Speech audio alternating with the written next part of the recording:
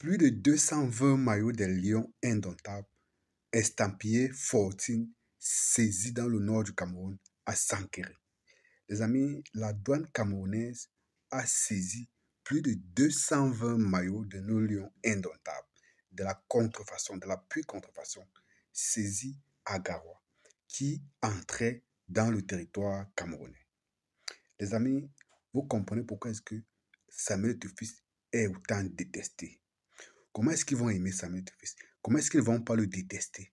Le mec, il a tout verrouillé. Le gars a verrouillé ce couloir des gardes du ministère des Sports qui dédouanait leurs conteneurs et les conteneurs de plusieurs opérateurs économiques à travers les différents ports du Cameroun, avec sous le couvert de la Fédération camerounaise de football. Le mec, il a verrouillé ça. Le gars a verrouillé l'entrée sur le territoire camerounais de toute contrefaçon des équipementiers des Lions indomptables. Donc désormais, peu importe la personne qui sera attrapée ou arrêtée avec une contrefaçon des équipements de nos Lions, il va répondre de ses actes devant la justice. Le gars a d'ailleurs signé une convention, pour ne pas dire un partenariat, avec la douane camerounaise, ça fait de cela 2 mois, dans le but d'empêcher tout ça. Vous comprenez d'où est-ce que vient cette haine viscérale, cette haine gratuite à l'encontre de Samuel Tufis. Parce que le gars a décidé que tous ces gars-là qui avaient l'habitude de manger dans le dos de la fédération, de manger dans le dos des joueurs, parce que pour ce que vous ne savez pas, c'est que la plupart de ces opérateurs économiques, c'était les présidents des clubs, les clubs de l'élite one. Vous savez, ce sont les opérateurs économiques pour la majorité.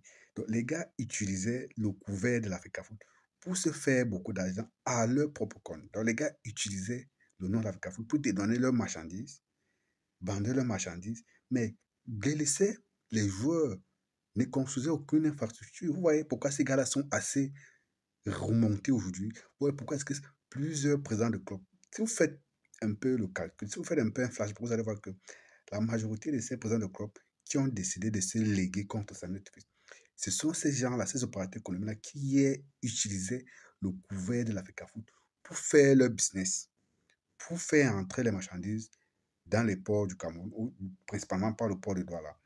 Les gars, le gars a bloqué ça. Samuel Tufis a décidé de bloquer ça. Dès qu'il est arrivé à la tête de cette fédération, il a été mis au courant de toutes ces formats-là, de toutes ces magouilles-là. Et ce qui était plus énervant, c'était que les gars font ça. Ils ont beaucoup d'argent. Ils partent construire les châteaux dans leur village, construire les étages en ville pour mettre les gars en location, construisent leurs entreprises et tout.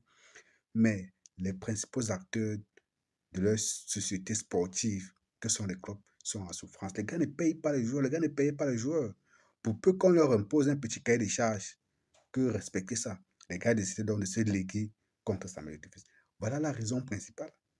Et pour ceux qu'on vient d'attraper ici à Garoua, ce ne sont pas les gros opérateurs, ce ne sont pas les gros poissons, mais ce sont les démembrements des gros poissons.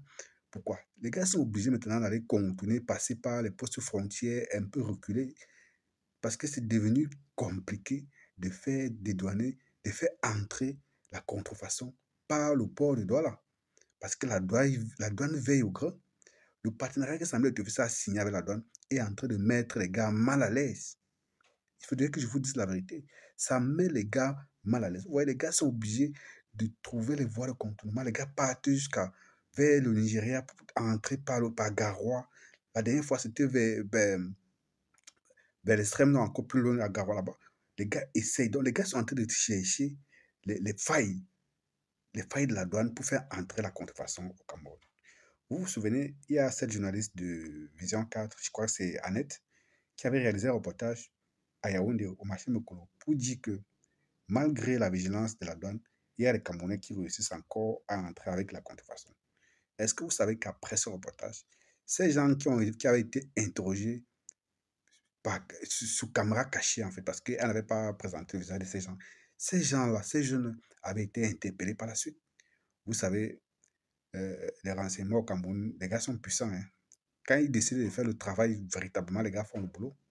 Donc, pas seulement ceux qui font au gars de l'opposition, là. Si les gars veulent véritablement faire le travail pour que nous soyons en sécurité, les gars vont le faire. Mais sauf que les gars ne veulent pas le faire. Bon, bref, c'est une parenthèse. Donc, je disais que il y a l'un de ces gars-là qui avait vendu un maillot sous caméra cachée à cette journaliste-là, qui avait été interpellée par la suite. D'ailleurs, elle avait fait, après, un appel sur sa page pour demander aux gens de le libérer, qu'elle n'avait pas montré son visage et que bon, ça faisait partie de son travail et tout et tout. Mais bon, je parle de ça pour vous montrer combien est-ce que il y a plusieurs personnes qui passent leur longueur, qui passent toutes les journées, en longueur de journée, sur les réseaux sociaux, à travers les faux profils, à saquer, à saboter, à injurer Samuel Etofis. Tout simplement parce que le gars a bloqué la mangeoire en amont. Le patron qui faisait entrer les produits et qui donnait à ces gens-là d'aller vendre, il n'y a plus ça. Ça ne marche plus. Les conteneurs n'entrent plus. L'argent ne circule plus. Maintenant, les gars sont obligés de se fronder contre Samuel Etofis, de le traiter de tous les noms d'oiseaux. Quand vous voyez les gars comme les écoles comme ça, là, avec les gars avec qui ils travaillent, ce sont les mêmes gens. Les gens qui passent le temps à émager chaque vendredi à l'Africa Foot pour polir l'image de la Fédération camerounaise de football. Samuel Etofis a dit qu'il ne peut pas payer le prix de ce genre de choses, qu'il ne peut pas demander aux journalistes de venir prendre l'argent chaque week-end parce qu'il voudrait qu'on parle en bien de lui. Il s'en fout. Il fait ce qu'il a fait. Ceux qui vont critiquer, critiquent et continuent à le faire. Le jour qu'il ne sera plus, il ne sera plus là. Mais vous voyez ce que ça donne. Les gars échouent chaque jour et chaque jour que tu as créé. Parce que le gars est dans la vérité. Le gars est dans... Donc, on dit que quand tu as la vérité avec toi, tous les combats que les gars vont engager, mener contre toi, les gars vont certainement échouer. Et c'est ce qui est en train d'arriver à ces gars. C'est ce qui arrive à ces gars. Donc, les amis, tenez-vous tranquille.